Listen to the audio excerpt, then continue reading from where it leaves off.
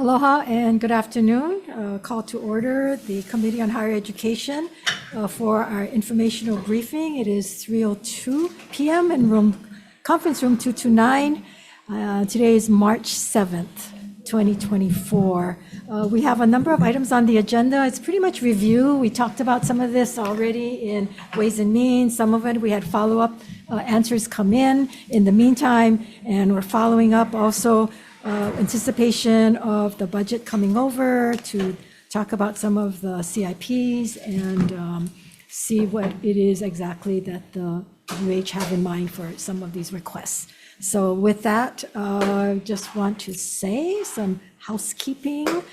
This meeting is being streamed live on YouTube. In likely event that we have to abruptly end this hearing due to technical difficulties, the committee will reconvene to discuss any outstanding business on Tuesday, March 12th in this room, 229, and a public notice will be posted on the legislative website, and that would be at 3 p.m. Okay, so starting off, we want to talk about faculty housing, policies, and occupancy. So Jan, thank you very much for being here.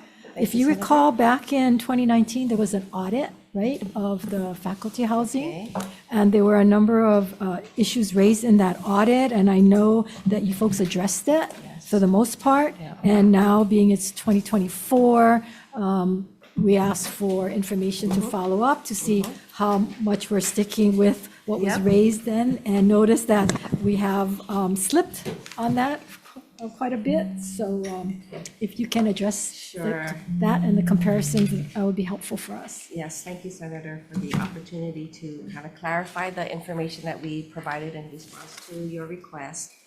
It does look like we may have slipped a little, but I'll say I don't think we did. So if you give me an opportunity to give a little bit of background. The faculty housing program really is designed to offer temporary transitional housing for newly recruited university personnel, basically our tenure track faculty. And so we prioritize them over all other employees at the university. And it does take about 5 years to get tenure. And the challenge is that the policy puts a limit of 3 years on what you can, the amount of the term that a tenure track faculty can remain in housing, but it does take 5 years to get tenure. So that is kind of one challenge that we deal with. Another challenge that we deal with is making sure that we keep all of the units filled. We try to achieve an occupancy rate of anywhere between 95 and 98%. And so if we are down in occupancy and we're able, and there are people that want to extend their stay beyond the term of the policy, then the policy does permit the administration or the president to grant exceptions to the 3-year and 1-year terms. So at a really high level, during the period that you requested information for, even though exception or extensions were granted beyond the 3 and the 1-year period respectively, at the end of the day, there were basically nobody on the wait list that didn't ask for a very specific type of unit, like a 3-bedroom. Okay. Can you explain for the new members about the different tracks and how you folks determined that? Sure. Yeah, so for their information, because they weren't here in 2019. Okay, I'm gonna hover at a really high level. Yes. So we have 5 priority employee types that are all eligible for participation in the housing program. So the priority 1 group are our faculty, or assistant faculty tenure track positions in rank 3. Priority 2 are our rank 2, 4, and 5 tenure track faculty. And in general, those 2 types of positions need about a minimum of 5 years to get tenure. And it is not uncommon for, due to certain circumstances, it might take 6 or 7 or even sometimes beyond that to achieve tenure. But as far as the amount of time they can stay in these units, though, Okay, so tracks. for Yeah. 1 and 2, it's 3 years. 3 years. Yeah. Okay. And then for priority, yeah. And then for priority 3, employee types are all of our tenured faculty. And so they are in there for 1 year. They're in, I'm sorry, 1 year, 1 year. Yes. They only can stay in the per the policy. further policy for 1 year. 1 year. Okay. APT and all other, APTs are the priority 4, and all other employees are priority 5. And how long can they stay? 1 year. Just 1 year. So only the 1 and 2s can stay for 3 Yes. years. Okay, and some of these have been staying, I know you're saying in 2021, 2022, 2023, there were 107, 123, 126, all extensions. So what kind of time extensions were you talking about? For how long they've been, how long have one might have stayed beyond their 1 year or beyond their 3 years? So for the in the year 2021, right, Why don't we just do the Yeah. more current years then? you want to do the Yeah, 2023? Yeah, Okay, so 2023, it looks like we have a total of 91 individuals that extended beyond their 3 or 1 year term respectively, right? So of those, priority 1 and priority 2, 56 priority 1 and 11 priority 2 were extended for purposes of completing their tenure. 22 were in priority 3, 2 were in priority 4, and 0 were in priority 5. okay, and for how long was the longest grant that went over their allotted period of time? The longest one, Like in the 56, how many it of them? looks like, right, 7, so maybe 4 years. So they were extended their time 4 years when they should only have stayed there for 3 years. 3 years, yeah, So a total of 7 years. yes. And they're still ongoing right now? Oh, I think they're not there anymore. Okay, it was 2023 to 2024. Okay. Okay, so is that the greatest number of all the ones that have been extended? Yes, 4 years? yeah. Okay. I think I'm reading it. And then do they have to wait a certain period of time? Because one of the reasons we ask that is people write my office and email my office about how certain APTs, they gotta wait 1 year before they can get into the housing, So APTs are priority 4. right? They can put in a request. I will say at least during this time period, which is during COVID, there was a hiring freeze. So the program actually experienced a higher vacancy rate than normal. And so during this time period, again, I just want to clarify that we were able to accommodate all requests. Before within they have to 45 wait that days. period? Yes, Okay, yes. okay. Yeah, because that's what some of the complaints are, Okay. how come these individuals didn't have to wait and we had to wait and so forth, so. I should, it does take us about 45 days to kind of juggle because, we have start and end dates to leases all over throughout the 12 month. It's not like a move-in day for dorms, right? So it's, the program does try to take in a request and accommodate it within 45 days. And we were able to do that again for all these 3 years that you requested information for, except for the odd instance where there's a very specific request for like a 3-bedroom.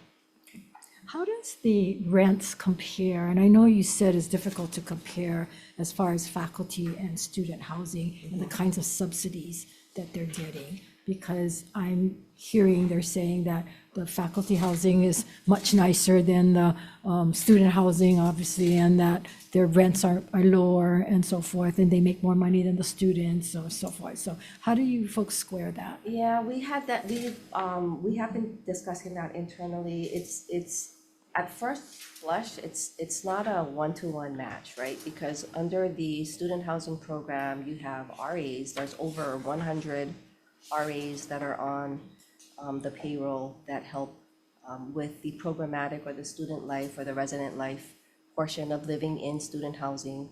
In addition to that, there's custodial staff that take care of all of the common areas. And the faculty housing doesn't have any of that, right? These are all families or faculty that it's where they live. And the university does not provide custodial staff for those units. And so it really is difficult to do an apples to apples comparison because the student housing program is holistically different than a rental, a faculty housing, rental, townhouse type rental is really what it is. So in looking at the occupancy rates for the student housing portion and looking at the university housing, faculty housing, some of the rents, like for a single occupancy with community bath, the students, I assume this is 9 months, right? The rents that you provided us, 9 months. So times fall it. and a spring Yeah, so semester. divided by 9. So for a single occupancy community bath, it's $1,006 a month. For a one-bedroom occupant private bath, it's $1,431 per month. And I guess if you look at some of the one-bedroom for faculty, it's like $939. I mean, so that's a difference of almost, what, $500? And then one bedroom, two occupancy private bath, $965 for a student. And then a one bedroom family housing for two occupancy private bath is $1,901, where it's a lot less again, you look at the faculty housing. I mean, again, I think there is the program part of it, which is, again, the resident life, the custodial, the amount of upkeep and day-to-day custodial services that are needed to support these student housing units are vastly, cost a lot more, basically, than having zero costs on the faculty housing side. So we are going through a rate study right now. So I suppose if we kind of pulled out all of those costs that don't carry over onto the faculty housing side, we can try to do more of a square footage unit. Well, I'm not Cost. telling you what to do, I'm just saying these are the kinds of things that it brought up as Sure. far as, now, is the faculty housing being subsidized in any way, rents? No, it's 100% supported by the rents that are paid for by Okay. the And I occupants. ask that because in Noah's situation, you folks have proposed to subsidize the rents by $2,000 for the next 35 years. So, Right. and it's in your report where you Right, say that. right. So you're going, and Noah is the graduate housing. And I'm not sure what kind of maintenance is going to be with that one, but you're taking money from the student tuition fund, I guess, or I don't know where it's coming from when we get to that. But you're subsidizing that for the next 35 years Right. when, I mean, I don't know about the subsidies for, I should clarify then, so the faculty housing units were paid for or built with, I'm assuming, general fund, revenue bonds, we're built with university money, basically. The university borrowed money. Right. So there was a initial capital expenditure investment cost to build these units. That's part of this payback scheme and the whole 9 yards. In the NOAA instance, right, the university is not putting up any CapEx. well, we are paying what, 8 million up front and then 2 million for the next 35 years and then what, 10 million for the preschool, the childcare childcare center. side? So I mean, so there it's funding, right? It There's started at some. 5 and then it went up to 8 and according to Yeah, your I would say reports. those are maybe more pre-development costs. The construction itself of the building, and Albert, Right, it was a Vice President Young P3. Yeah, that It was was supposed to be free though, right? Years ago, when you folks first made that agreement, it was no cost to the university. And now it's costing, I mean, I'm not saying that's right or wrong. I'm just raising comparison as how do we address the student housing, the faculty housing, and the graduate assistant housing. I hear you. We've Yeah. heard the same expressions. And I do think that the reality is we are able to add 300 or 500 more beds to our inventory that's available to students or graduate students or even junior faculty, young faculty, without putting up 150 million capex to. No, we don't have $150 million to build that. So through the P3 partnership, we are able to get 500 beds into our inventory and really at a cost of, like you say, the $2 million a year. So that's how I would provide perspective to anybody who feels there's. So could that have been disparity. applied to the student housing as well? Could it have been applied to Halinoilani? I mean, that whole concept that you folks are pushing and talking about, but has not come to fruition at all, which we'll get to. So why don't I just ask members if you have questions? Mr. Hashimoto. Thanks, Jen. Can I go to attachment 4, right? So that gives you, I assume, all of your apartment buildings and condos that you have for faculty. That's faculty housing, right? Yes. In that list. So then you have the fair market rental rate, and then you have the UH monthly rental rate. And so I assume that delta of savings from fair market to UH monthly rate, is that a fringe benefit to the faculty, or how is that? How does that delta work, I suppose? Well, one, I think that's the purpose of the program, right? The purpose of the program is to be able to offer affordable, below market Absolutely, housing to. absolutely. And the delta, I believe, is considered compensation, and we assess taxable, right? Right. It's a taxable. So even though it's cheaper than student housing, they're still getting taxed on that True. savings, right? Yes, that's true. Yes, Okay. they are getting taxed on the savings. Okay. Or it is considered a form of compensation. Okay, so then it's just subsidized through the savings, but you're getting taxed on it, right? Okay. And then, let's see. So, and then there's no services associated with faculty housing, right? There's no, as you said, there's no janitorial services, there's nothing No. to that extent. I mean, there's some landscaping, but nothing on a day-to-day operation.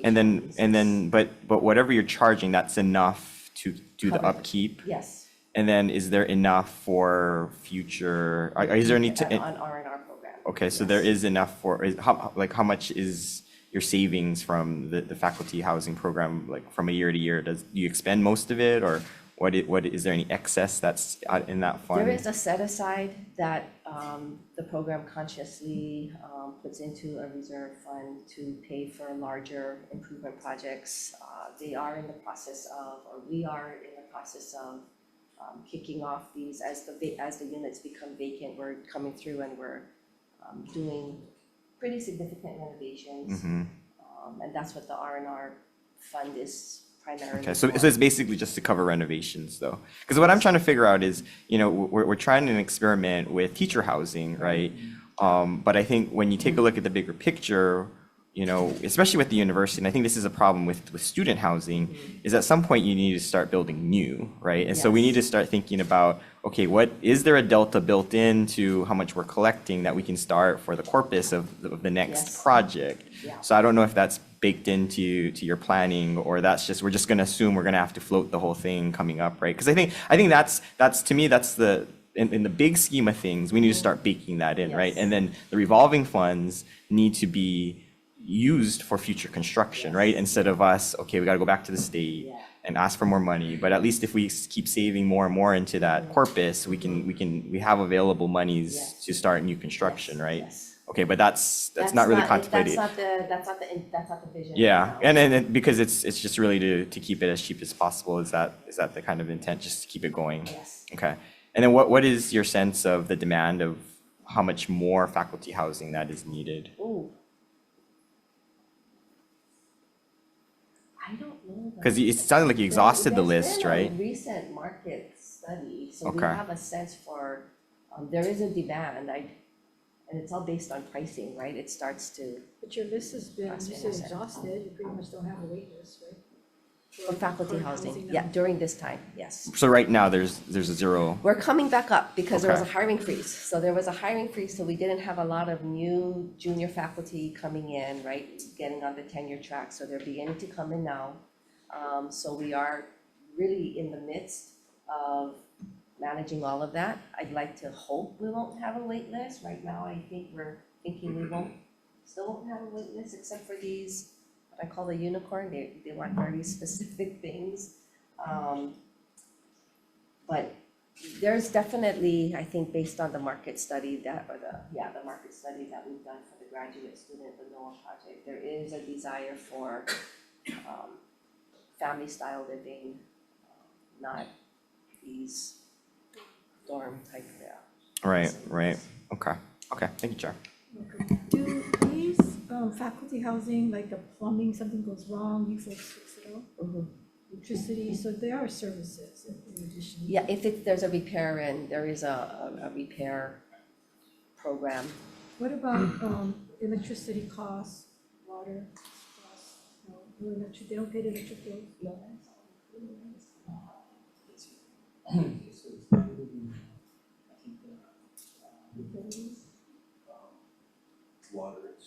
Water and sewer. And then electricity.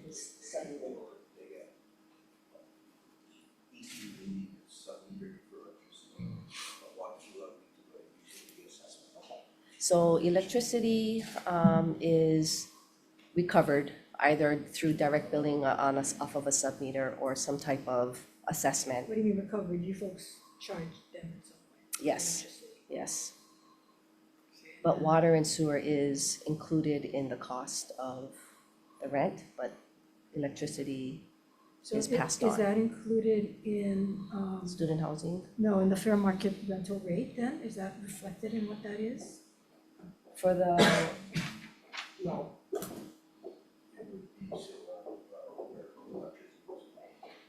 no, it's not reflected, it's Should a it- separate. Should it be reflected? I mean, because you're showing the monthly rate and what the fair market value is, and then it becomes a benefit, taxable benefit, right? But is that, I guess, is that fair market rental rate considering everything? Which it wouldn't normally be, where you would have to pay your own, Utilities. and your water and sewer. Yeah, the fair market rate, I think they do comparables, do? because sometimes when, Just- yes, yeah, it's okay, comparables, just yes. asking to make sure that we Yeah, cover all the bases. Understood. So there's nothing. Senator Fidel, any questions? Just with, again, calling plumber, electrician, you guys own guys you guys call, you guys gotta put it on procurement? How does it work? You guys just call Roto-Rooter? Who would be able to come and work on the teachers' housing when it comes to that kind of stuff? So we actually have a property manager managing this, the faculty housing program. So a lot of it goes, it's primarily, they take the calls if it's in the middle of the night or if it's a Roto-Rooter call. The property manager takes care of that. And the property manager lives on property. Yes. Other question is, so knowing that, slowly Yeah, they live on property? yes, Not the UH employee. Oh, no, but, yeah, yeah, but they live on the property. yes. Because we get property managers, some of them, they don't live on the Yeah, property. yeah. You know, live at a beach, they live in Hawai'i or something, you know what I mean? But, and you charge them for the ride, but anyway, the reason why I'm asking this is because, now that we, talking about, someone had the extensions, which is okay, but what is how is that transitioning for the university when it comes to the teacher housing? When there is somebody, tenured and ready to move in, what kind of notification that you give the teacher or the family that is living there? Because you can kick them out and have them on the street if they're paying $900 for a 3-bedroom or something like that. You ain't gonna find them like $900 3-bedroom, especially in Lahaina. You know what I mean? You ain't gonna get that, right? So how are you gonna transition these, I don't want to say struggling with, I don't know what is it, bill, they could be struggling, but how are you gonna get them to transition out of the teacher housing if they have a 3-bedroom unit or their family, a young family, moving out to regular rental? Yeah. So our leases are 1 year and they need to be renewed every year. And Right. that's why sometimes when we talk about the number of extensions, it's a little misleading because we extend every year, even if it's. Right, right, it's a year-to-year It's a contract. year to year. So they kind of know. There's a process where they can put in a request to extend. And they'll have a sense for whether it's likely, we'll have a better sense for whether it's likely that they will get an extension or not. And there are some really sad stories, I will say. And it's not a fun part of our job, but it is the policy. And if there's a wait list, Yeah. and we have to follow the priority The list. only reason why I bring that is because you know how like sons and daughters go home and say, Dad, I want to live with you a little while, save some money for my own place.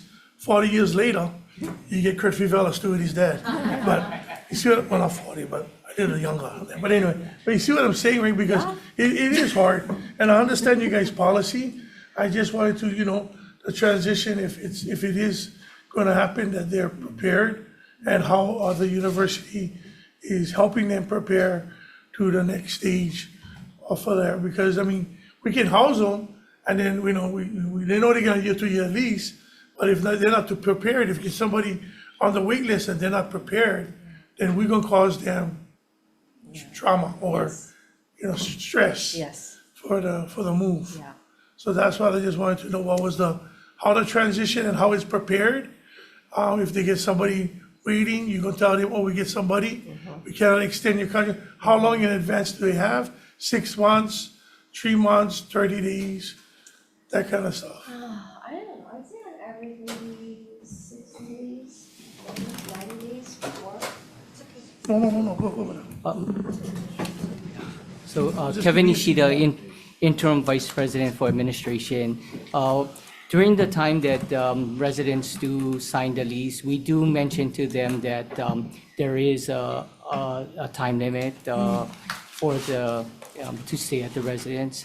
We do also provide them with maybe sometimes 3 to 4 months notice to let them know that the time is coming up. And we do also have through our property management company counseling and as well as resources for them to look for outside housing as well. So if you like when they're going looking for housing, sorry, Sherry, one more follow-up. Go ahead. Yeah, just one more follow-up. And with that being said, because sometimes when you're looking for a place, they're like 3 years of rental proof. Is the management company or the university putting something together for them so that if they got to rent from, like Senator Kim's condominium and, she have a certain requirement that you guys will write one letter saying that, hey, they was here at the teacher housing, they've been good tenants or whatever, because those are the things that are going to take a while. Background check, credit check, all of that. So it's great that they have the teacher housing, but after that, they need to make sure they have the wraparound services so that they can transition out of there and make it a cleaner transition. Because those things nowadays is very important. Background check and security deposit, all of that. Because if you look on the Hawai'i nice side, we get plenty of tents now because they cannot find security background check and they cannot get their rent come up. So this is something to consider. Thank you, Chair.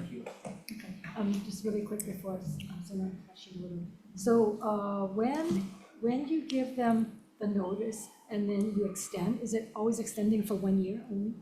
No. Is it year by year?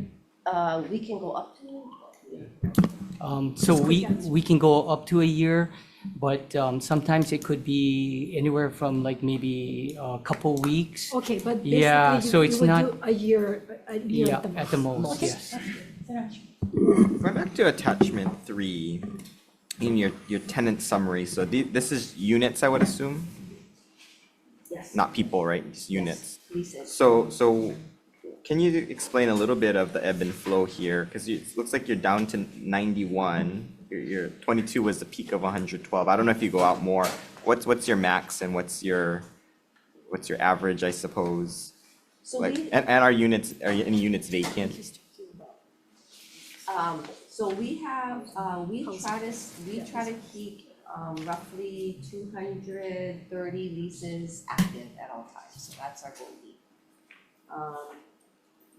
What you see here in attachment 3 are the number of leases that have been in excess of, let's say, if 3 years is the maximum that you can stay, Okay, then in the year Okay. 2021, 37 of the 230 leases are in excess. are in excess by 1 year, Okay, or up to a year.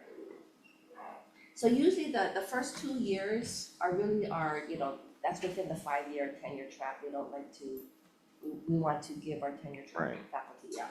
So it's really the years after that are usually our priority 3 and greater. And it also gets into timing, sometimes they'll arrive in April, they don't find out they have tenure until July. They have to renew in April, and that's the question, do we renew a whole year? Yeah, Do we go just 3 months? So that is something that we look at our vacancy or occupancy rates. And we also look at the situation, we look at the wait list, and so it's a constant evaluation. okay, so 230 is your, We try to keep on average. is the a number of 200. leases? Yes. Okay, and then where you're at 91 is just in excess of their Their, minimums, Yes. maximum Their tenant maximums, term? yes. Okay, good. Thank you, Chair. This might be something that teacher housing could be looking at down the road as to how they administer it. So I'm not sure if there's some where it might relate to one another. So there's some consistency. Okay, so with that, can we just move on now to the student housing proposals and some of the CIPs that, well, that's the capital improvement next. So the student housing, the Haleinoilani, we've been told that there had been previous proposals for Haleinoilani, Jan, so can you share that with us? Yes. There were like 2 or 3 proposals brought up in the past. Yes. So. Oh God, you're so Wow, enthusiastic yeah, so about that. okay, so honestly, we were kind of just focusing on, okay, what are we gonna do? How are we gonna, get things online and back in order? However, and Joe Lynch, who's our project manager assigned to student housing, he really was able to find a lot of these archived files recently. So it does look like, at one point in time, there were plans to try to renovate to some degree all 5 Haleinoilani buildings back in 2017. And that's where we had that cost estimate. We've been using this cost estimate of 47 million back in 2017 to kind of do some basic upgrades as our basis for estimating CIP requests in this current year, okay. Having said that, it does look like over the years from 2017 to 2018, the program downsized or downscoped what they could afford, such that a final CIP project was put together for roughly $10 million in 2018. They actually, in fact, did submit a building permit application to do it for $10 million. It was buildings C, D, and E, or some hybrid they didn't like. So why did they tell us they weren't aware of it? Nobody knew, they weren't aware of what was happening with Haleinoilani if in fact we had this proposals that was brought forth and then I was told it was rejected. So, Again, I don't know, because it's not that long ago, 2018. I mean, No, it wasn't. Yeah. But it also looks like the program submitted a request to cancel all of this in January of 2022. So, So the 10 million, we actually got $10 million? It was No. gonna cost $10 million that was their cost estimate, estimate, and the money was gonna come out of where, the the fund? student housing The student program. housing fund, and you had the money, right? I don't know, Yeah, don't you have, how much the fund has now? about 30 billion, 30 billion? no, million. Million. Holy I wish. know. Cut us a check. So you had 30 million now, and this was only what, 4 years ago, 6 years ago? I, And then, so 10 million, so why was it canceled in 2022? honestly, that doesn't appear apparent. We could ask the person who signed the cancellation request. Well, but then doesn't that have to go through the board or the president? And I mean, I was told it was rejected, so. I don't know, it looks like it was Yeah. signed, the request to, I mean, there was a whole process started, so I think there was an understanding. And that's the hard time we have, when these things come up and then we're told, oh, we didn't know about it. No, we don't know. Was there any, no, and then now we find out because people call and say, yes, they were. Unfortunately or fortunately, that's how we get information, that people call and say, that's not correct. And that, in fact, there were proposals and it was rejected, it wasn't done. And that's fine, and there might have been very good reasons, but to tell us they weren't aware of it, or to tell us that they don't know, clearly raises our concern every time you guys come before us for projects that, I have not seen anything to confirm or not confirm that something was rejected or not rejected. I Obvious- can only find documentation to Okay. show that it was moving. but if it's 2024 today and there's nothing on the books and nobody's moving in that direction that you know of or on your staff, then obviously it had to have been nixed in some manner.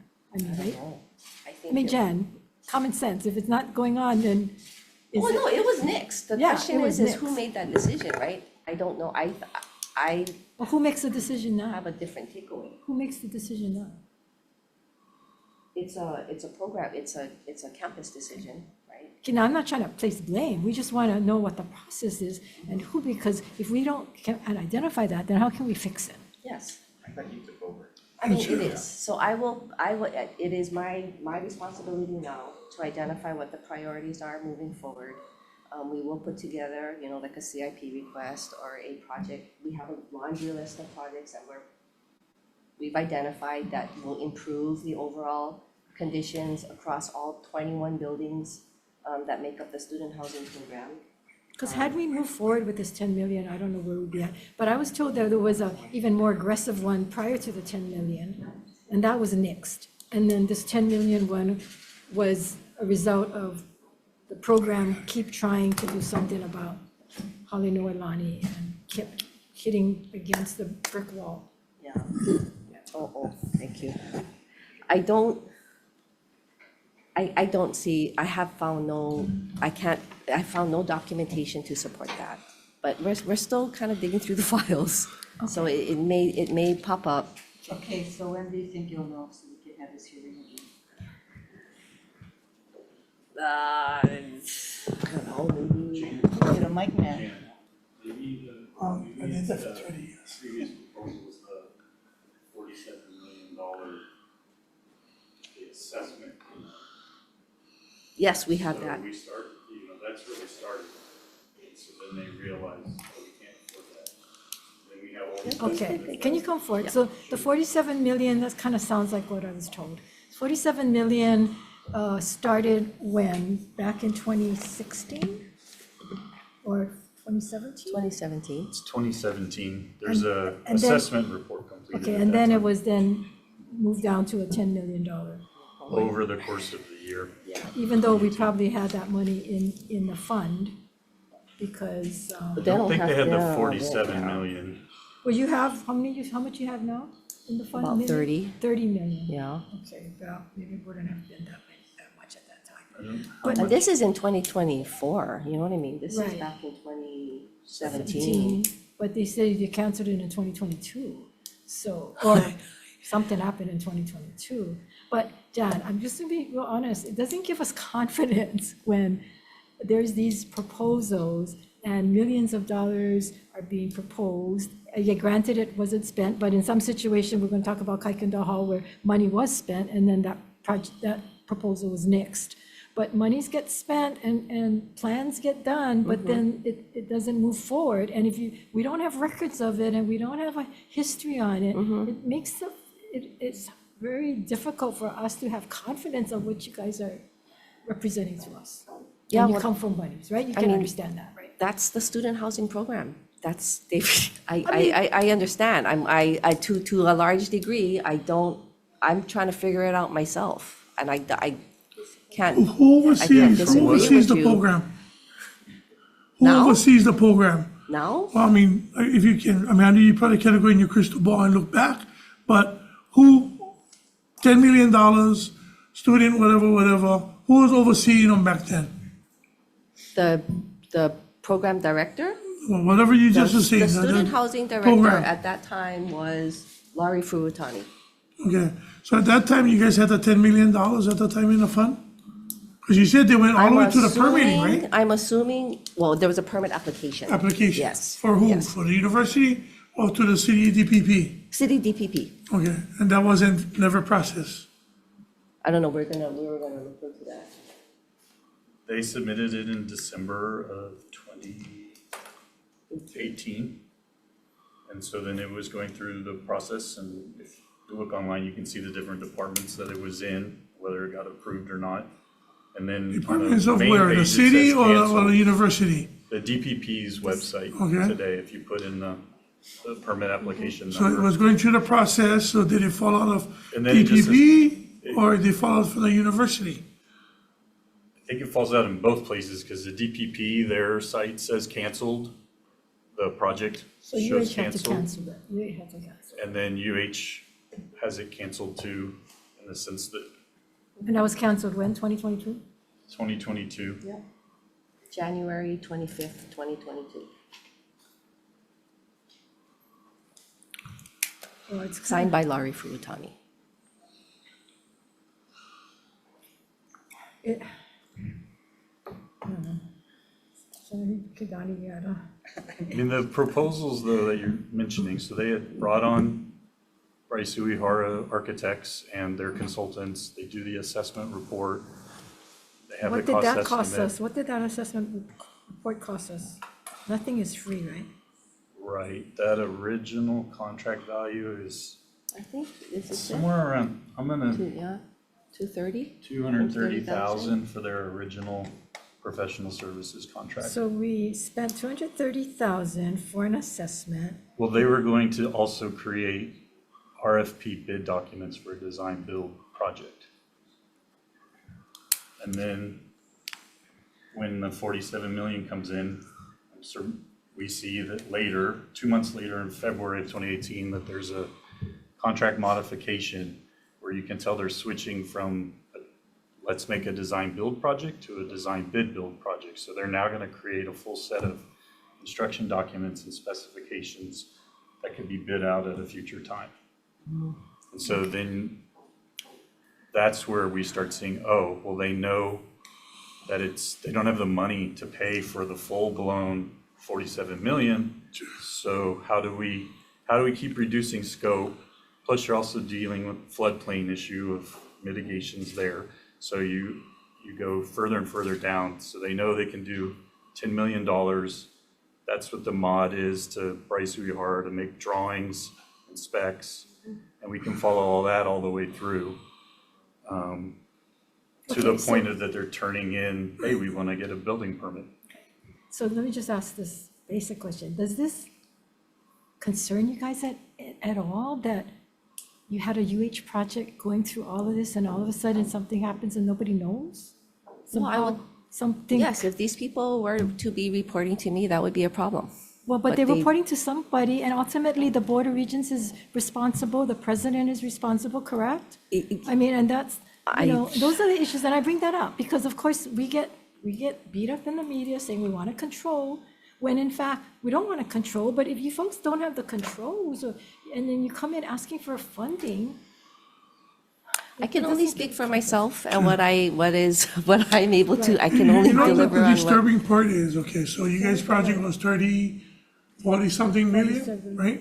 47 So before we million. dream up the 47 million, did anybody do a physical check, knowing about the lead? Before you guys don't have the consultant, this group, did anybody even thinking of going there, what year the building was built, the possible building of having these kinds of wiring, having these kinds of lead? Because if you tell me you're building, I'm gonna get permit for Ever Beach. Half of the houses in Ever Beach have old asbestos wires. We already know that. So knowing the scope of the building, not you guys, whoever was planning this, once the thing started going down, down, down, and went to the 10 million, all of this money was invested. Again, like you said, you wasn't there, whatever, that's fine. But you don't think it's concerning that it's a pattern with the university, maybe not under your watch, but other millions and hundreds of thousands of dollars goes all the way up and then stops. And nobody holds nobody accountability. Then when we find out and we bring them up, we the evil people, we the bullies, you know, that kinds of stuff. Because how we find out is through the investigation, same like you guys. People come and ask us questions. Then we start going from like you guys, then we find out again, it stopped. There's like the $6 million, it's like the $3 million, there's like the overall money for Ching Field, all of those things. There's a process that something is happening, and we know you guys cannot fix them now because, like she keeps stating, that was before her, it wasn't answering to her, and under her watch is going to be a different situation. Fine, but how we fix it now? What is the plan now then, going forward? So Jan, when did you take over housing? August of last year, August of 2023. yes. Okay.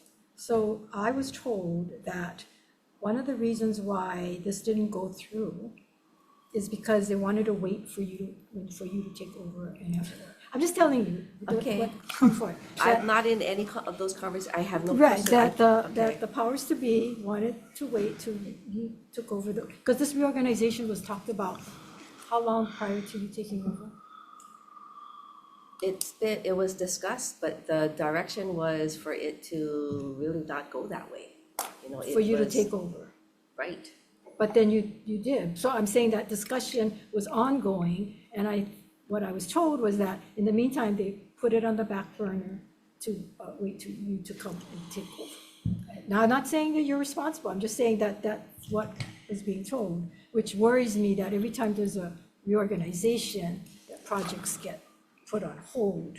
But the employees are still here. I mean, I know UH has longtime employees, so shouldn't they know what? And some of them do because we get the calls, or some former employees call us and tell us this stuff. So people knew about it, obviously. Sorry, unless you want to have a question. So I guess, Jan, as we move forward, because I think there has been a lot of blunders, and I think, you know, now you're taking over, and I think that's great. I think you have a good track record. So I know you're waiting for the assessment. What have we done in the meantime while we're waiting for the assessment? Have we done any operational changes, or are you looking at things any further? Or are you doing your own assessment, or are you just waiting for the reports to come in? well, we're doing a lot of things programmatically. Okay. Because, believe it or not, the state of the facilities is just one, in my opinion, again, it's just my opinion, coming in the year 2023. It's just one illustration or example of kind of a broader lack of management Right. that was happening Right. on a day-to-day basis. Right. And so we are implementing an enterprise IT system that will tie everything together, from the room assignments to rent collection to putting in work order requests. It's all gonna be one larger system, so that is helpful when we're trying to gather data and run reports. So that was not No, consolidated before? no, Was it lot all of paper before? Yeah. Oh my yeah. goodness. A lot of it was very manual, very paper intensive. There were systems that did some parts of it, but you'd still have to consolidate together various different outputs. So yeah, that's one big effort that we are in the middle of implementing right now as we speak. We've also done, not in Noelani, but we have been paying attention to the facilities that are currently being occupied by our students. Like And going on. mostly our freshman towers, our Hale Aloha towers, and Joe can describe a lot more about what we're doing there, but there will be a big facelift done in this summer, this coming summer. That's another thing, we really can only do these larger projects in the summer. We can't do it during the fall and the spring semesters. So it's timing, and it's also looking at the revenue side of things and making sure we have enough money. So all of that does come together at a much broader level. I can see, especially when COVID hit in 2020-ish, the beginning part of 2020, if it fell out financially, That because would have been a great time to renovate, because, yeah, I mean, we didn't have Yeah. people on campus, and so that would have been the perfect time to have done that. maybe, yeah, great minds might think alike So there, what but- what is the rate strategy? So like you're going in, right, and you're gonna renovate, and is at that point after the renovation, is that where you're gonna say, okay, it's renovated? And I saw in your faculty housing you have renovated prices. So are you gonna implement that to start raising rates? That's a great question. That is part of our rate study that we are currently working on with KMH, an outside accounting firm, third-party accounting firm. They're building the financial model, and we're gonna run, it'll basically allow us to run kind of these what-if scenarios. Is it with some policy questions at a really high level on who ultimately will pay for these upgrades? And do Right. we do it on a across-the-board basis, or do we start Right. doing it? Yeah, so we have not crossed that Yeah. bridge yet, but we know we have to address Yeah, it. because I think firmly, if before we start, starting to fix facilities in a more big way, I think we got to figure out the programmatic side of Yes. how we're charging, because Yes. if we're going to go down this road of just undercharging, and I think I said this to you before, if we continue undercharging and the facilities are just going to get worse and worse and we can't repair, Right. it doesn't make sense that we keep investing, Right. right? We should go towards a whole nother way. Yes. Right, Different and so model. I think we gotta get that under control, because I think Yes. at the root, that's our problem. Because you go to other universities, these are really old buildings, but they look perfectly nice, right? Because they did do the upkeep and Yes. maintenance, and they're just throwing money back into the buildings. So I think that, to me, I think that's gonna be baked into your rate study, but I think you must have some understanding already that that is a problem. I just look at it without even doing a rate study, and I think that's part of the problem. I think we It'll walked be around Freer huge. Hall, and that's built in '08, and I already can Yes. see like big problems happening. So that brings me to the question, like, how quick, when somebody puts a work order in, how quick are you guys fixing something? Well, it depends on the nature of the fix. Okay. Right? If it's a quick fix, if it's the light bulb needs to be changed, Okay. we can do that quickly. If it's, hey, I noticed, I don't know, a spot on my ceiling, and then when they go through the ceiling, they realize there's a leak, which is tied to a whole bunch of maybe, and then you gotta do water shutdown, and it could be not just a quick fix, it's gonna have to be designed because because it's a really old system. But I do think, and I really do wish Blake were here, our director of facilities, at the campus level. He's got a really strong team, so he'll come in and he'll fix it quickly and do what he can, and he'll be the first to say it's a short-term fix. That Okay. Joe is looking at longer term. I would say you because you have a near facility in Freer, you just gotta lop that off and be like, we gotta figure out how to keep this a good facility, Yes. right? And not let it get any worse. So I don't know, whatever you do, but that's my just general assessment of just, casually walking around. We are definitely focusing on the units that are revenue generating Right. right now. Yeah. And those are priority over, as much as we want to focus on Noelani, we are really making sure that we don't take additional inventory out of order. Because I think, if we can get that in order, then I think there might be some comfort level of then adding on new. And then we have to have the conversation of, is it a PPP or is it worth us investing? Yes. Because we know it's fixed. Yep. And we know once we give the money, you can pay off a revenue bond, right? And so we Yeah. don't have to keep giving you Yes. extra money. So I think that's the next step in terms of Understood. how we fix I that. agree. But I think that will take some detailed analysis from you, and I think Yes. that's probably what you're gonna dig into. But I Yes. think that's the next crossroad, right? Yes. Because we have both now. Yes. And I think we can see which one is working better. Yes. But we need that information Yeah. to make that decision. But I look forward to that analysis. Can you be sure that you folks share that with the regions, because they should be the ones asking these questions instead of us. Senator Kidani, you had a question. Chair, I'm pretty concerned that, you guys aren't aware of where the project is at this point, how much money was spent, and I'm just wondering, I see Calvert here, if he's can maybe add to some of these, respond to some of the Hawai'i questions? Yes. Yeah, The- the $10 million. Yeah. So that was the projected cost of what would happen if it was ever bid out, advertised. It was never advertised No, for but we actual spent construction. So we were spending money to create the drawings and the specs. So from what we spent somewhere in the neighborhood of $500,000. So you don't need approvals to spend those monies? No, you did. This Okay, is that's what was what we- happening back in That's what 2017 no, and that was 18. that was your question, like, Yes. right, to spend those monies, like Calvert, did you know about those things? Well, we don't know. Yeah, they went through all the different forms for procurement and those monies get, I don't know the right words, encumbered and put in the right place so that then the people can start, sorry, I'm learning all the government. Well, and that's why we have concerns about the procurement. We the Regents talked about the procurement bill today, and I don't know that you shared all the information, Jan, but certainly you guys performed for quite well when that procurement was over at DAGS. So it's not as gloomy as they made it to be, but there's a concern with the procurements. And it's not like, there's just no reasons why we have these issues. That's the concern. I mean, I think there's two different issues.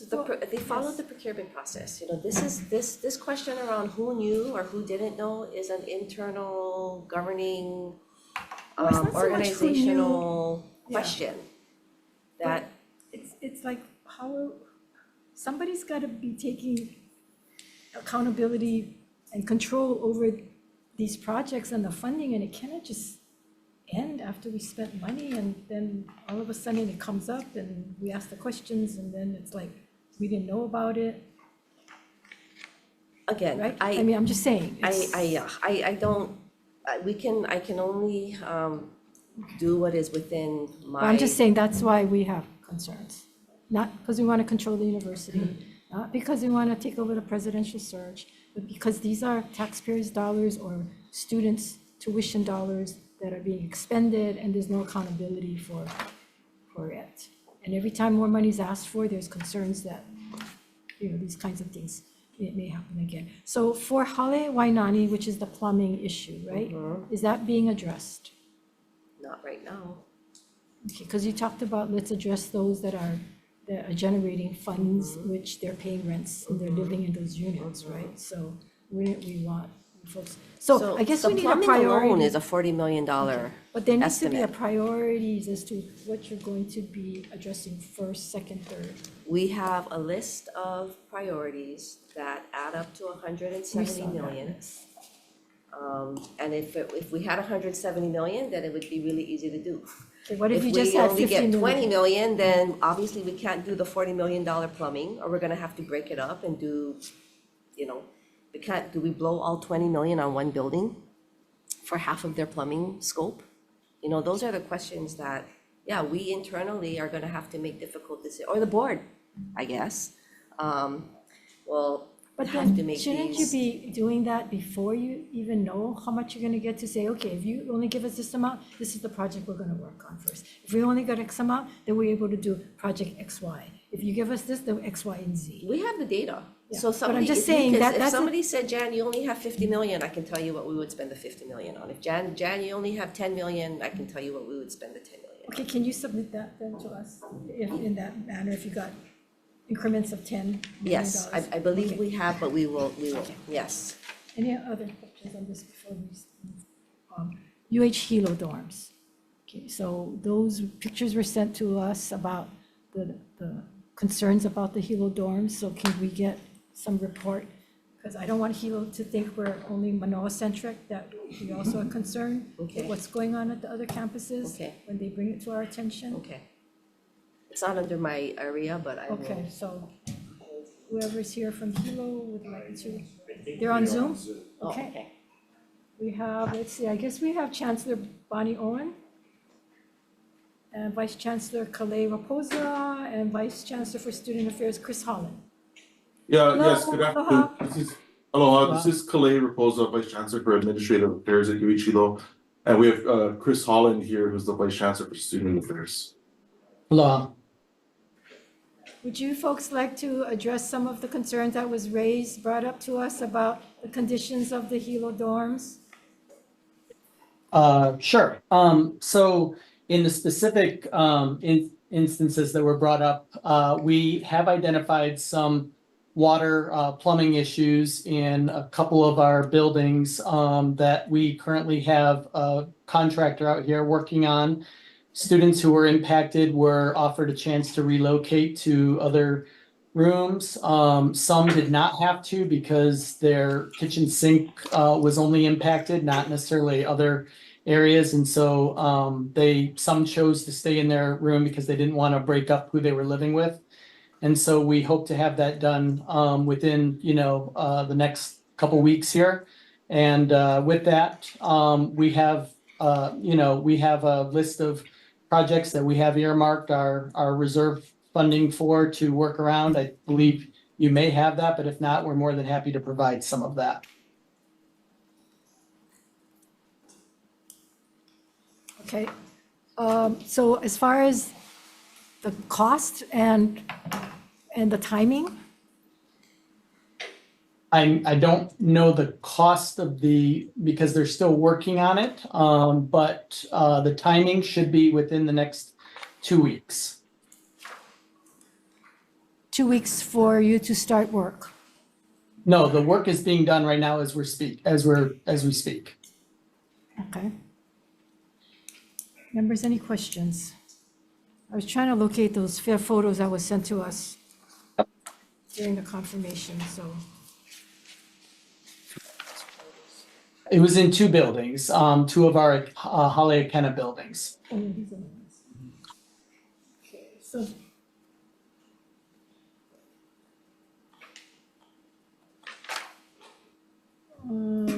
They're talking about black mold in our bathrooms. We have no black mold. We have mildew, and when we address mildew, we do test and all that, but we have not had any black mold.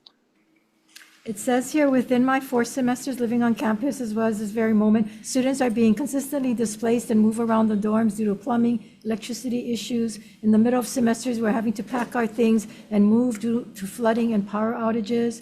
The following are images sent to me by my peer members. They had to relocate dorms with no answer regarding refunds or support as of 2/8/2024. This impacted his schoolwork as well as practice for Hilo's International Night.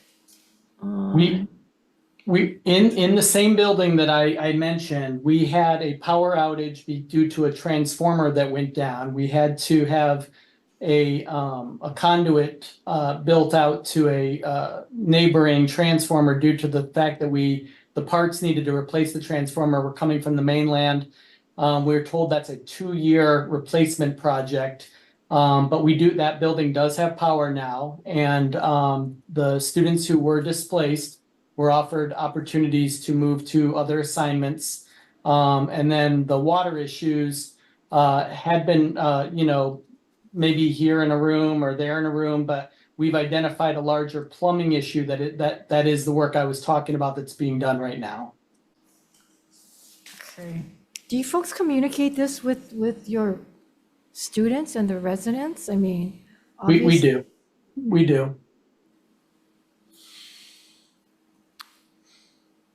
Okay, I think they also bring up a disrespect for LBGQT students, and that they've been bringing these issues up with yourself and others, and many times, and it's repeatedly going on. I don't want to put you on the spot, but I hope that you can No, address that. that's totally fine. That's totally fine. We have what we call gender diverse housing, where we allow students who want to live with others, and that is an option. And times in that process, there are students who don't get to live with someone else for a variety of reasons. Maybe another person doesn't want to live with that person, but they don't necessarily know that. There may be a student who chooses not to want to live in gender diverse housing, whereas another student might. And so sometimes that process doesn't always work out the way maybe someone wants it, but we always talk through that with students. And I have no record in any emails or anything that shows any interaction about any concern around this process. And I offered after our last board meeting for that person to come forward and talk to me more about it, and they have not done so. Okay. Members, any other questions? Just wanted to make sure that we address some of the concerns raised. Thank you very much Absolutely. for being Yep. available. Yep. Okay, let us move on. I know we have a limited amount of time, so it's the capital improvement projects approved by the board, including NOAA. I think we talked a little about NOAA already and the Student Success Center. I know, Jan, you were ready to discuss this at the last meeting, so you got a reprieve, and so now we're back at it. And why don't we just start? I mean, so you pretty much told us about the reasons for the justification of the subsidies for NOAA. And so do we have a date of when this project is going to be complete and open for graduate students? It's supposed to be occupied in fall of 2025. And it looks like it's going on schedule. Project is set to complete before August 2025. The developer operator is incentivized to have this project fully occupied. So for school year starting. That's right, they should fall of have it. 2020. So you guys can start looking at applicants prior to that. Yep. Not you guys, not UH. This is not this will not be Okay, this is like university operated it's like housing. RISE, right? It's going to be like RISE. It will be like RISE. So applicants can start applying to the operator. Okay, If it's like RISE, maybe as early as like 6 to 12 months before the project actually opens. okay. Members, any questions on that? And I think I asked what other student housing or faculty housing are being subsidized, and basically you said there's none, right? None aware or? Well, from a financial perspective, subsidization takes different forms. So faculty housing that was just discussed is in fact subsidized housing because the land and construction costs were not upfronted by or paid for by the current rents. It was in partially from state bond funds, university revenue bond funds to construct those properties. So a lot of those bonds have been fully retired, so there's no debt outstanding on it. But the cost to actually construct is not being borne by the current ratepayers. Okay, no questions. Okay, Student Success Center renovations. That is ongoing currently, right? Yes. Is it still called Sinclair, part of it still called Sinclair Library, or the name change? We are going through a naming process right Okay, now. so either one, you know what we're talking about? Yes. Okay. How much money did the legislature appropriate for this project? I want to say maybe Something, no? 45, maybe 48. Okay. And the original contract price, the value of the original contract? Okay, 56. 56, state gave. Okay. Yeah, And then the original value of the contract, 56? 56. And notice to proceed and date of completion. I have this. Last June was noticed, the completion is fall of 25. Okay, fall of 25, so this next year. So similarly, same time as the Hale Noelani coming on board. pretty much? The Yes, two? yes. Okay, okay. Current value and the contract including change orders now? Is it We're $1 million higher, 57 million. 1 million over, running over? And you don't anticipate it going any further than that? There possibly could. I'm sorry, possibly? There could, yes, be additional changes. Additional changes? What kind of, Yeah, furniture, yes. Furniture, the furniture pricing, and we're looking at adding more tables and chairs. It was pretty sparse, as well as, we're looking at additional PV on the roof. when planning this, and I know we talked about possibly putting housing, and you did give us the study that you folks did, but what kind of prioritization do you folks go through as to, do we do a library renovation or student success renovation, or do we do housing, or do we do parking? I mean, what kind of prioritization? So, in this instance, there was a survey done, of students to understand what, kind of spaces they were lacking or what they liked about our spaces. The number one feedback was they did not have a lot of places to study on campus. And so based on that, there was a decision to prioritize repurposing Sinclair Library into basically a large study center. Remember, I was there, we're at Hemingway. Does that date me? Okay. Members, any other questions?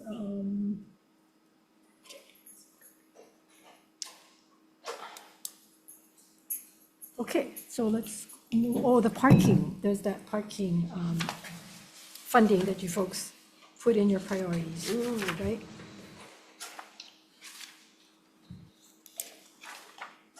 I think it's a $6 million programming and planning request. So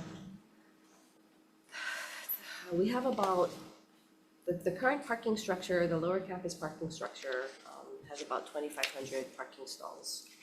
And of that, about 900 to 1,000 are available for students to park in.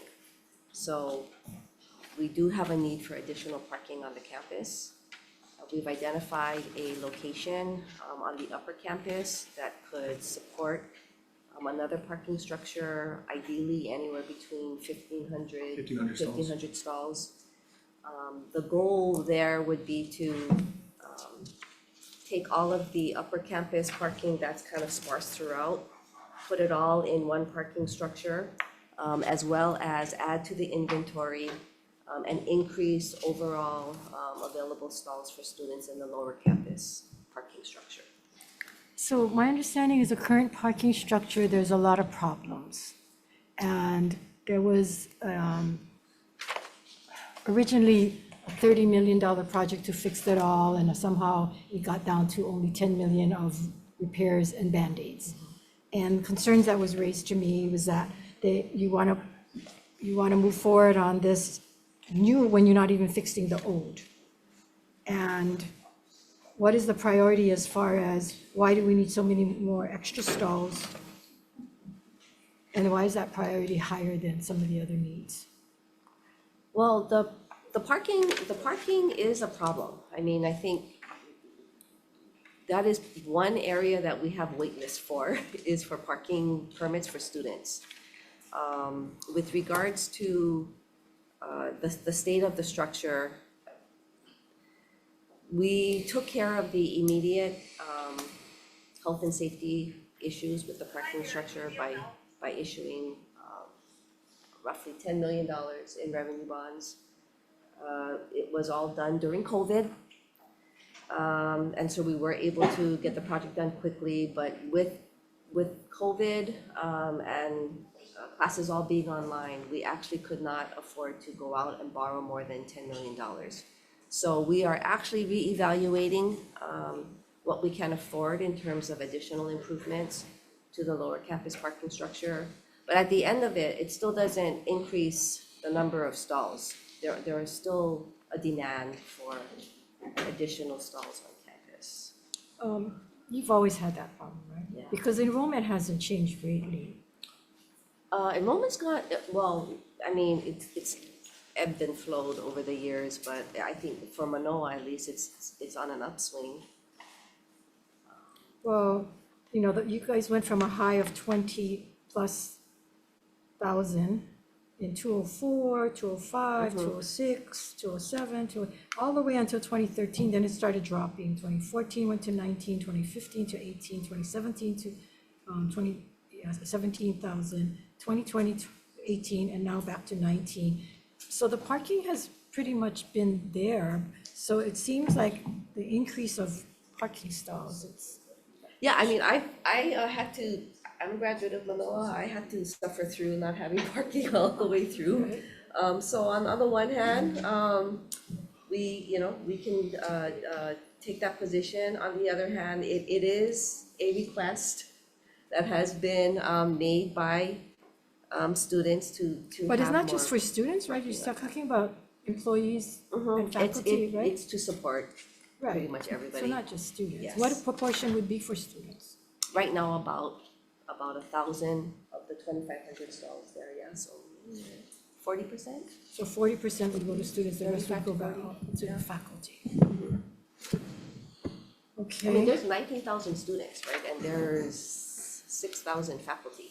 yeah, but 19. I mean, 6,000 employees. Yeah, but there's those in dorms, and then there's a lot of teleworking going on, there's a lot of Zoom, instruction going on, so you would think that there would be a lot less demand for parking. So I'm just saying, in the scheme of things, as to their priorities, how do we prioritize what is actually, needed versus what we would like to have? Oh, yeah, yeah, I mean,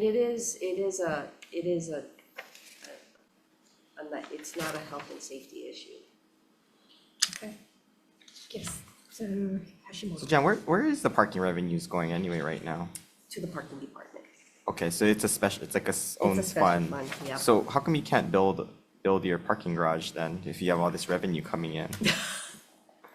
It's very expensive to build a parking structure. I think, what did we price it at, about $75,000 a stall as your CapEx? The parking rate on that would have to be probably $300 a month, maybe $500 a month. What do you So the charge? number, the How much are we charging at Lower Campus per day? $5. And when was that last raise? I know that's probably like a very tough thing to do, It but is. parking's a revenue generator potentially, It's a revenue, right? well, the parking department will say they barely break even, if at all. But Is it $5 for everybody, or does faculty get a special rate? or- it's whoever doesn't buy a parking pass and has to play it day by day. What's the parking pass rate, You can buy parking by the semester or by the year. and what's that? And anybody can buy it, or No. only? Employees, you have to work through, there's kind of every department gets allocated X amount of stalls. And what's so- that cost, an average? I wanna say it's about 800 a year, I think for the campus is about $1,000. 1,000 a year, 1,000 a year, so per month it's 100, little less than 100, less than $100. maybe like 90. $90. I'll buy a pass. No, I'm What, just so kidding. when was the last time you guys looked at that though? 'Cause- 5 years ago. Because part of it is it's a supply demand thing too, right? So if you have too much, demand, you can probably raise the price a little bit, but part of it is you got to look at it as it's a potential for money, right? I know. Generating revenue to pay for facilities, but if you're barely breaking even, that's a problem too, because like parking and housing, they're all potential sources of revenue, but we're actually subsidizing both, Yes. right? When we could try and at least break even or make a little bit of revenue. So I don't understand Yeah. the thinking behind some of this. I have to tell you that I am more of your mindset, I think, on a more day-to-day basis, but there are very strong advocates at the university, at the board level and at the president's level, that really focus on affordability. And I'm very, very leery about increasing any cost of attendance. And so we have attempted to abide by those principles, and I get it. No, I think affordability is really important, but I think you cannot give affordability to everyone because there's some who can actually afford. So you have to give the affordability to the people who actually need it, right? And it's not an across the board thing. And I think that's why we've gotten into the housing problem. I think now we can't even fix our parking garage, but it's a Yeah. revenue generator. That's the So I think challenge. it's a mindset change a little bit. I think I'm preaching to the choir, but I think part of it is we gotta, if we're going to fix the university, like facilities wise, we gotta change our mindset a little bit. And, I think that's something we gotta work on. yes, I mean, when the last time the parking department tried to raise rates, it got rejected, I think, like 3 times by the board until finally this last time around, they were finally successful. It When was like that? 3 or 4 attempts over 20 years. Even, I Like, when was the last? $5 for 20 years. I mean, don't hold me. No, I'm just joking, just joking. Um, All right, just about recording. 6, And then what happens, I started, 2012. there was a rate adjustment. Yeah, there was a rate adjustment. When we did the revenue bonds, we had to adjust the rates. What date and when was that? 2019, I believe. Mm. So it's 2019. been 5 years, so that may be It was a 5-year something the board escalating, will. kick and it up. doubled. It basically doubled the cost of parking So over a there's 5-year period. $45 back then. Yeah, How much is the bus now? I don't know. Because The as bus? part of the. $3, huh? As part, For the bus. is it, $1.50 for students and. I don't know, Yeah, I only remember the time when I was students. paying dime. But the reason why I ask this is because now we coming into the parking and trying to do this situation, right? Now, when they start demanding electric stations, that's gonna cause you guys yes? electric, cause you for bill them. Yes. So you guys gonna be losing every single minute, you guys gonna be losing more money on the parking. Yes. So my suggestion is, I will talk to the region, let's just close the parking and make it into a basketball court. No, I don't wanna offend anybody, sorry. Don't get offended out there. But you see what I'm saying? Again, don't get me wrong, I like everybody have free parking, but, a $5 parking, but I think I might enroll in class, because I think it's cheaper for park over there than at the Capitol. But I'm just saying, because, I don't know who's rejecting them, I don't know, whatever, but we gotta figure out something. Because we cannot keep accommodating, and then when we talk about the funding and money is tight, then we're the villains. When we don't give out the money, we're the cartoon characters in the newspaper. You know what I mean? So that's the kind of stuff that, you guys gotta resonate to the students. You gotta understand. I know. I just say because $5, wow. I gotta go find out actually how much the bus costs. I swear it's half of that.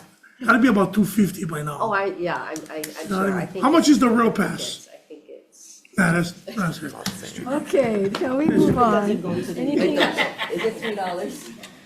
any other $3. questions about the parking situation, parking? So I trust that'll be brought to the board at some point. I see a couple board members here, so.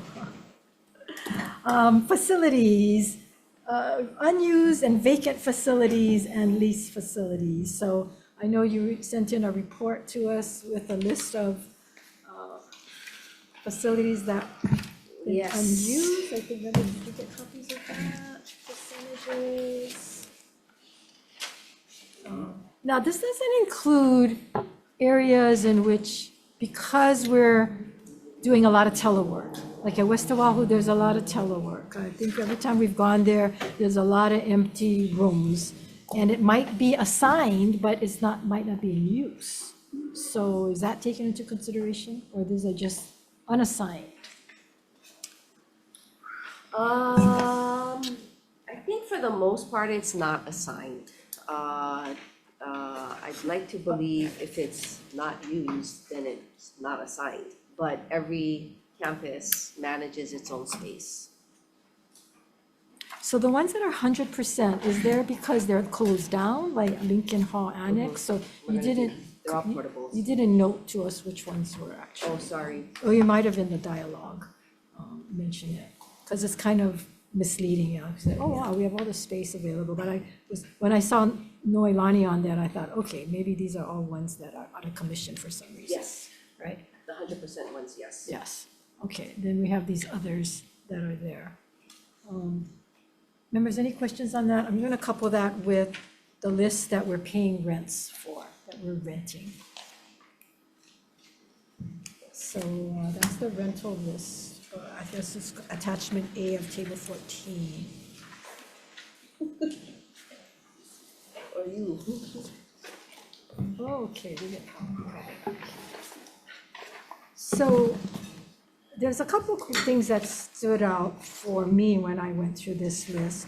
And the first one is the cancer center storage, $1,892 a month. Total of $22,000 a year. What kind of storage are we talking about?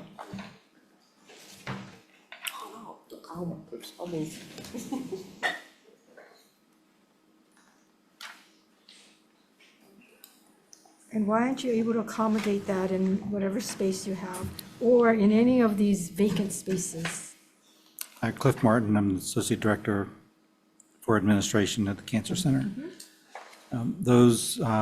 We have pathology slides that are part of the Hawaii Tumor Registry that are paraffin-embedded, formalin-fixed tissue samples that need to be in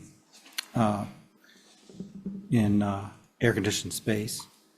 And so the space was, it began as, part of a larger effort before the Cancer Center building was built. And we had space in the Gold Bond building as office space, but it was deemed storage space that was associated with the office space that was available. And between JAPSOM and Cancer Center together, renting space in.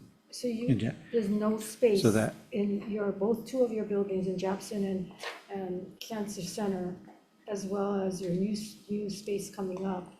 There's no space at all for houses? They're air conditioned, right? The current air-conditioned space is occupied for other purposes. And, the space that's in that these slides are in the Gold Bond building is actually cheaper space than, say, the Cancer Center space to begin with. But the Cancer Center is your space. You don't have to pay rent.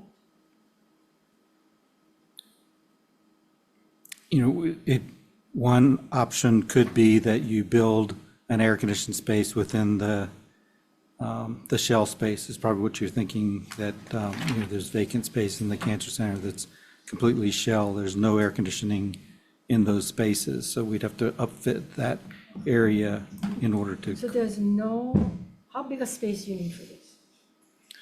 I think How big that's a about space? 2,000 square feet. So there's no 2,000 square feet anyplace else in the whole UH campus of air conditioning? We worked with the facilities folks and Calvert and Michael, Michael Shibata, had worked with us to try to identify other vacant space within the UH system. And we looked at a couple of places were identified that we looked at, but neither had the air-conditioned space available. So there would be a significant investment to get us there, and that one of the spaces was at Leahi Hospital in area that's not being used by the HHSC. And so that would have been a lease back to us from HHSC, that when we got to the point where we were deciding the rent that we would pay, it was going to be more than what we paid at Gold Bond. So at that point, we decided to stay at Gold Bond. Okay. So, Jan, does this fall under you, this space availability?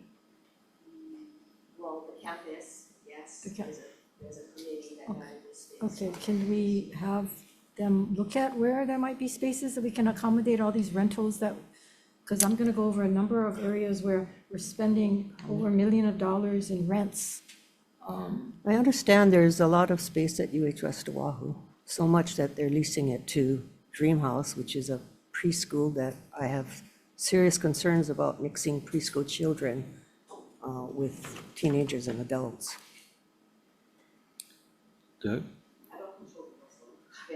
I have no,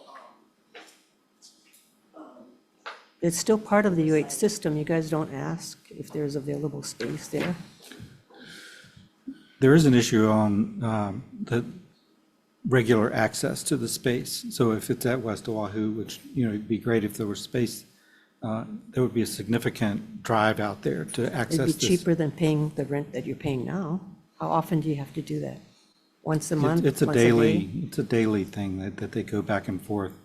They bring boxes, they look like little pizza boxes of slides, and they have to verify and identify, samples based on medical records and that kind of thing. And so that it's an ongoing process. And then when you do research projects, you go back and you get older slides and you slice them and do So tests. is there on them. anything that you folks, space that you have now that you're using that can go over to someplace like West Oahu, so you can replace it with this need that you have to access it every day?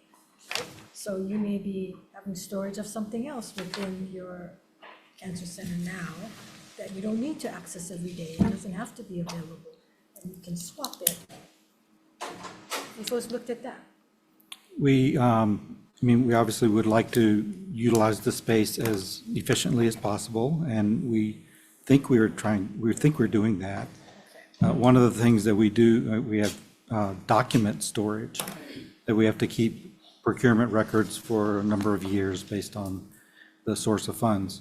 And that document storage, we have documents all around, conference rooms and file cabinets, but it's not enough space for all of the documents that we need for the 5 years. We don't need to see the documents for, So maybe you can. it could be, you can those put it all older together, documents right. might be an opportunity for West Good. Oahu. So that maybe kind you of- can look at that. Okay, other areas, we are renting parking stalls, Jen. We are renting parking stalls, 95 stalls for Japson Cancer Center, and another 325 parking stalls. And we're talking about, oh my God, over $500,000 I a can year for speak to parking that. stalls. If you don't mind, I could speak Yes, to that. please. JAPSOM and Cancer Center together help rent these stalls that are paid for by the employees who need to park there. So we rent them in order to get a good price for, And then you rent it. they reimburse What- us. What's the? It's about $115 a month, $115 a month. 115. 115. So this is about 400 plus stalls. And there's no room for any parking, there's no parking associated with Japson and. There's about 45 stalls that are on the property that we lease from HCDA, that the buildings are on. It's a $1 lease. I mean, it's not, so, but it's within the 10-acre plot of land that the two buildings or the two units are on, 45 stalls there. And then the additional about 400 stalls are on an adjacent property we call Lot C, that where the sandbox project was. So it's about 395. And then 50 stalls in Kakako Waterfront Park and 45 stalls next to the Children's Discovery Center that JAPSOM leases by themselves, that they use for physicians who come to teach classes. And then in addition to that, you folks pay rent $752,000 a year, $915 to be exact, a year, for the Go Bond building, in addition to the storage you're using for Cancer Center. So that's $750,000 right there for rental of the Go Bond building. I think that's a JAPSOM lease. I don't know anything about that particular lease. Thank you. But again, those are, you can be excused. Thank you. But, John, those are all these monies, like over $1 million a year. We spend. What was the total, Chair, vacancies? No, these are what we're paying, and that's not even, so we do storage space at rental for CTAR. That's another 14,000. I just wanted to know because they sent over here and then 100%, Well, those are the vacancies. And then we have- 0-20. We have the list of all the rentals, and there's a lot of different rentals. I'm not going over a lot of them, which is with the hospitals related to the cancer center, related to the Jackson. A lot of these, are needed. But I'm trying to look at where we can save on costs. And with the amount of vacant buildings or rooms that we have with telework, with classes being held on distance learning and stuff, that we gotta continue to expend these kinds of dollars for space. So space needs is a combination of multiple departments, including Vice President Govea. This is Michael Shibata is the director of our Office of Strategic Development Partnership that's under the university CFO. But Michael's responsibility is in the actual mechanics around leasing of university space. So these leases. Michael's office is rather new to the university, but it's about, it works in synergy with all of what the university is trying to do to make more efficient use of available space and meeting deficient space needs. So a lot of the leases that you see there, they are historical. They do go back a ways, but they're all driven initially by campus unit programs needing for specialized space to meet their programmatic needs. The availability of campuses space, sharing space across campuses is a nuance that probably is rather new within the university, but also still constrained to the sense that campus chancellors also have to be mindful of their space needs for their campus programs. That probably takes priority in these determinations. But it is about identifying specialized space. So I would want to iterate that we do spend a lot of time when these space needs come up, especially going to external non-UH or non-governmental space. There is between Michael and I and Vice President Govea and the program to evaluate, is there not some available space within the university ecosystem? Or if not there, plan B would be within the state, like government property. That would, again, one of the issues is to try and reduce costs, but it's also about trying to keep public use on public property as well. Well, yes, and you have a number of contracts that I have looked at that and we're not bringing it up. But when I see storage space at Hawai'i Self-Storage for space for CTAR store books, college promotional items, event supplies, excess student lounge furniture.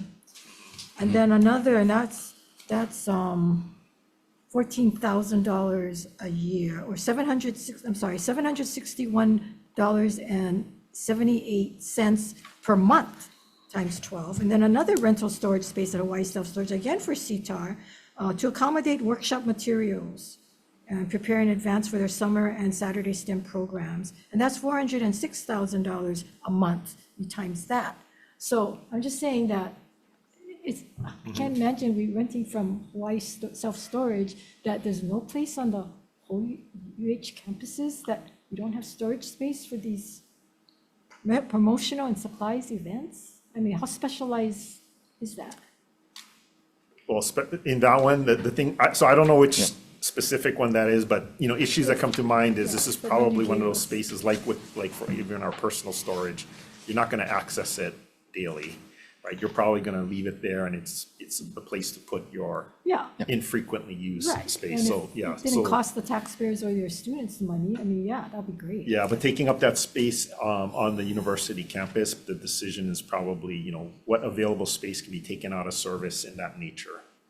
And then I think for those two self-storage agreements, they're short term. They're 6 months to a year. And so, the idea was that, when we did check across the system about if there was available facilities that could accommodate, there were none at the time. But because they're short-term in nature, the idea would be we revisit this every time it comes about. And so hopefully, there would be space that could be freed up that we could then end those agreements and then we could shift it to a You UH guys campus. didn't look at UH West Oahu.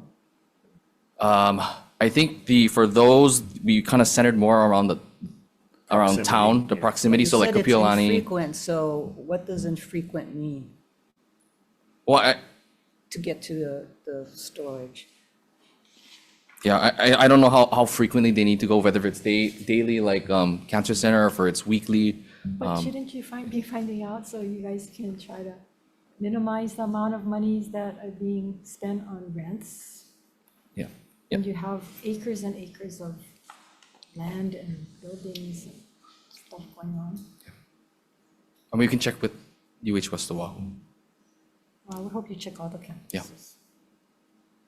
Okay, well, again, we just want to make sure we're doing everything we can to be frugal and be able to not just spend the taxpayers' dollars as well as tuition dollars. I prefer the not frugal, Not frugal, austere. Austere, Yes. thank you, austere.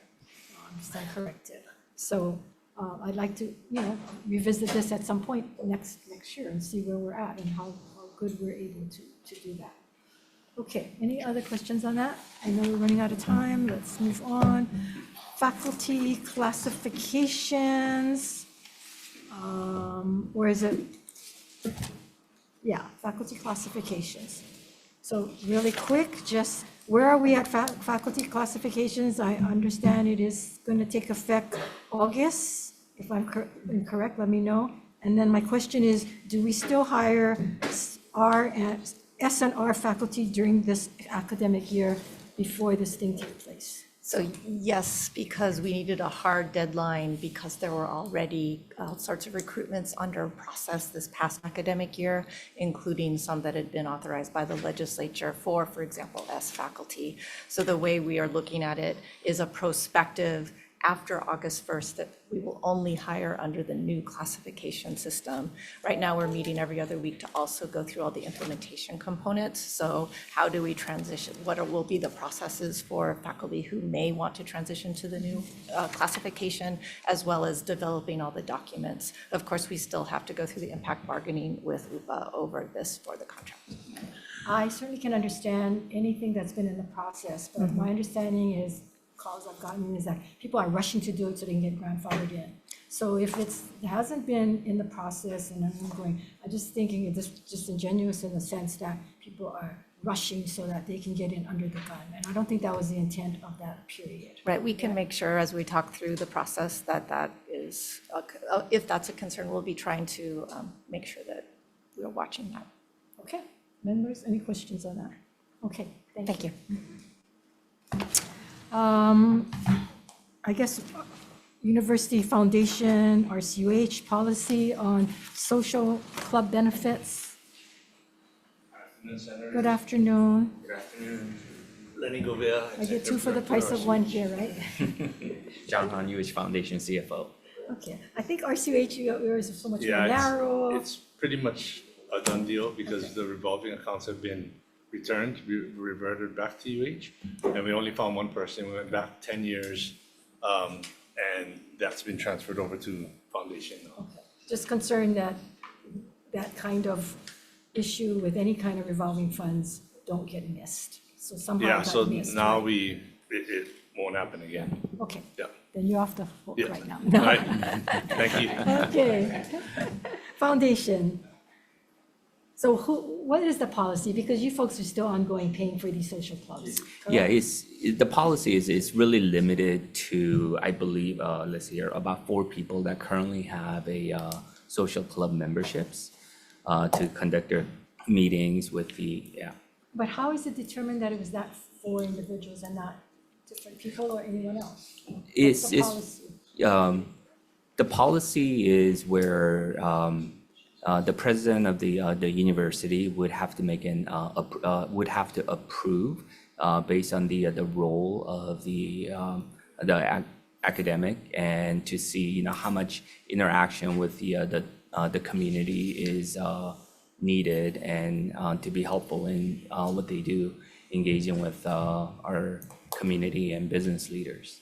But shouldn't there be other than being at the whim of the president, that there should be some guideline and some policy, because we're talking about social membership clubs that is not necessarily part of one's contract like it is for the president's contract, so that's spelled out.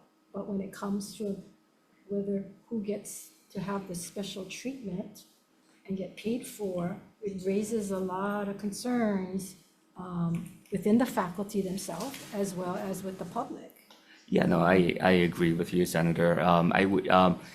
I think, when we were looking at this and discussed it with various stakeholders, there wasn't an easy or clear way of drawing the line as to who should have or be entitled to a social club memberships. And also, part of it was due to the funding, because a lot of these social club dues do come out of donor funds that is designated for specific programs. So it had to do with really one, what is, how valuable and useful is this, and what kind of business purpose does it serve for the respective roles. And then the second part is, are there funds to actually cover those social club membership dues?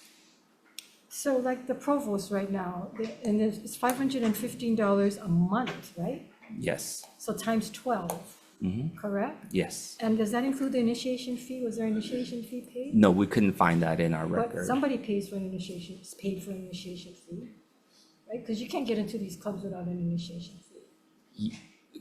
Correct. And I would have to get back to you on what we paid, but when we did look at our records going back 7 years, we didn't see, we weren't able to find any initiation fee payments. So is it transferable? For the Pacific Club, I am not sure if the memberships are transferable. So every time you have a new person, they can assume, or they have to pay another initiation fee, which is thousands of dollars, right? Initiation fees? Yeah, I'm not sure how much that is, but again, based on the records that we found, we didn't find specific payments for initiation fee. I'm not saying that there isn't, but we weren't able to find any. So I'd have to do a little more research to see if any was paid, during the transition. So is it limited to these 4 individuals currently?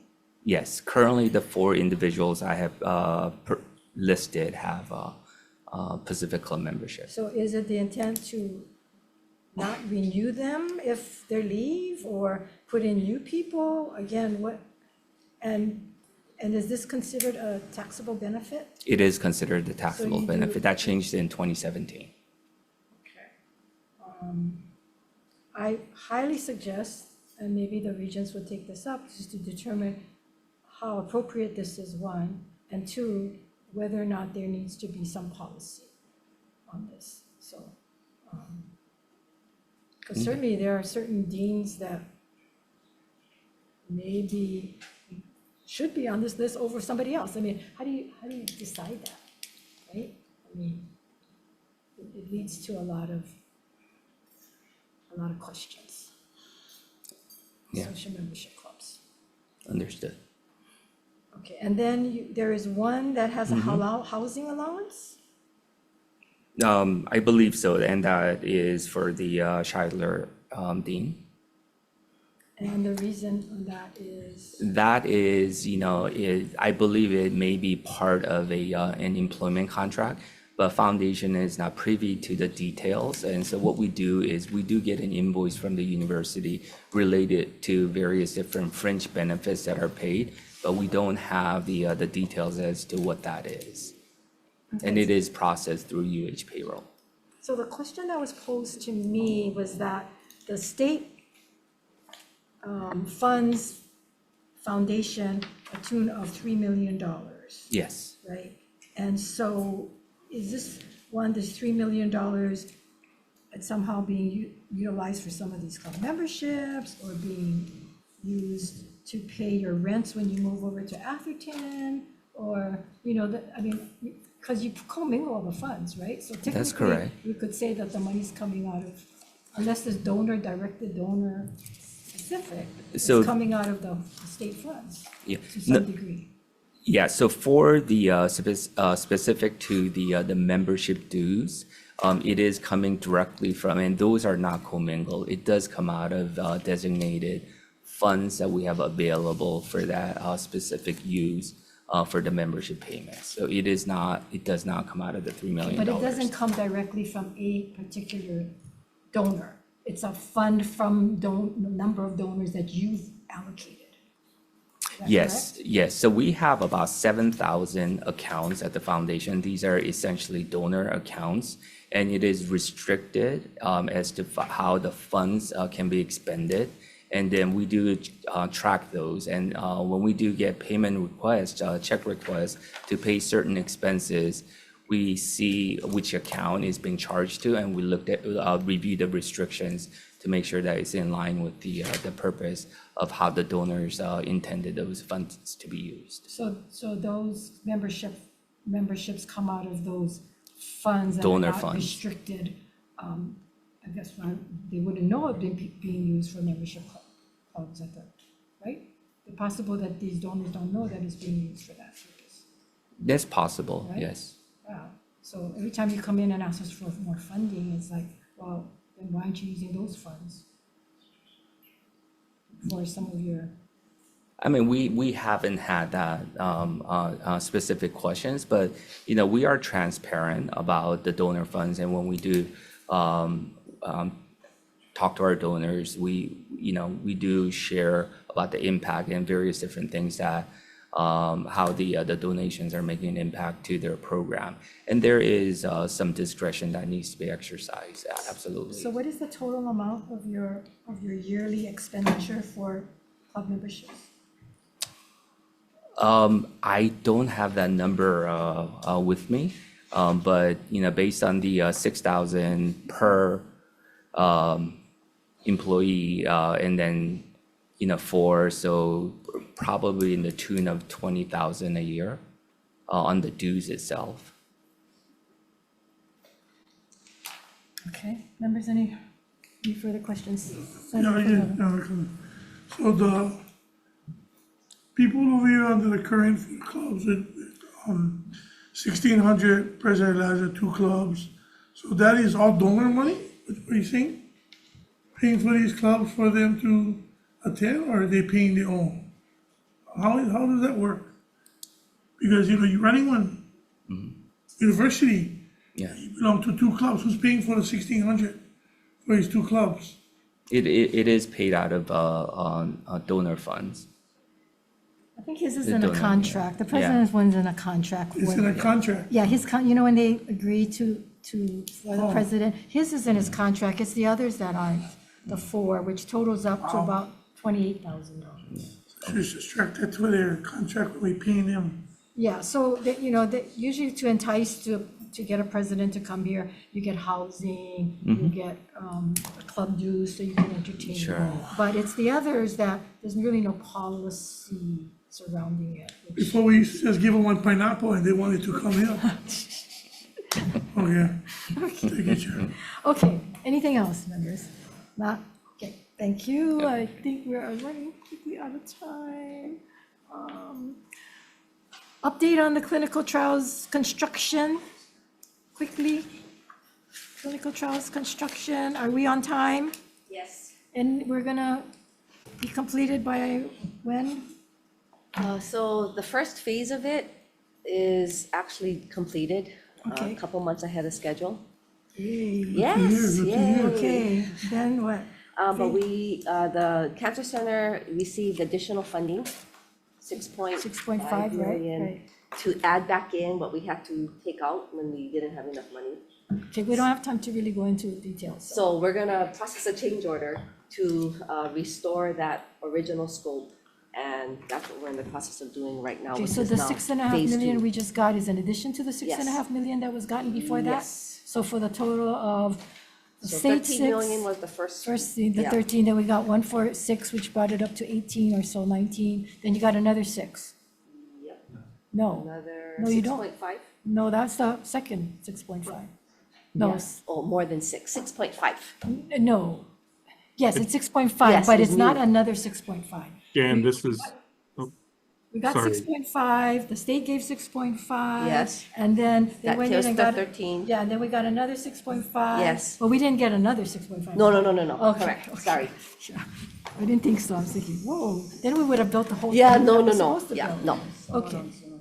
Yes, on Zoom, did you want to say something? I'm sorry. oh, sorry, this is Sesiak, I'm the project manager for EH. I was just going to clarify, we received approximately 19.478 million. Right, that's kind of what I saw. And so that will be totally operational, what date? We don't have that date yet. They're still negotiating that change order, Okay. which will have a completion date once it's executed. Okay, so I guess you guys can get back to us on that? Yes. And also get back to us as to, once it is and once it's operational? Yes. Where would the funding come to maintain that operation? Sure. And I was hoping that the Regents was going to deal with the finances when they talked about it today, but I don't believe that was discussed on the finance side, so that would be interesting, yes. So I'm just curious, how much did the change orders cost? What was the amount of the change orders? So this is an additional 6.5 million, which will be new monies, new change order for restoring the original scope that we had to reduce because we didn't have enough funding. Was there any other change so orders it's- prior Oh, to that? I see. I think he wants to know on the other change orders. Yeah. Yeah, we had really minor. Okay, so we're just sure we had reducing the some. scope of the work, then, not So- adding to the scope. If we have enough money, We're restoring Yeah. the Oh, original scope. okay. Or part of the original Yeah, scope. part of the And- original scope. Right, okay, so if you can get back to us on that. Yes. And then hopefully, when the Regents take up again the Cancer Center, they'll look at the finance portion of it and how they're going to commit to whether or not they're going to fund them going into the operating future. side of it. Yes, because we've said that we're not able to on our end. And then finally, the system priorities and campus stop priorities, and I'm sorry, they're gonna cut us off in a minute, but can you guys submit that? And what we would like to see is what is the overall priority? Not, okay, we want this priority for this campus, I mean, they might have one, but then at the end of the day, what is, if you only got this amount of money, what is that priority you're gonna pick? And we shouldn't be the ones to say no to one campus and yes to this campus. That's supposed to be you guys to say, yeah, you know, we're sorry, Leeward, we're gonna have to do Honolulu. Sorry, you know, this, we're gonna have to do that. So you can submit that to us. Yep. Okay, members, we are 5 o'clock, hard deadline. I am 1 minute after to that, so thank you all for being here. Thank you. Okay, thank you.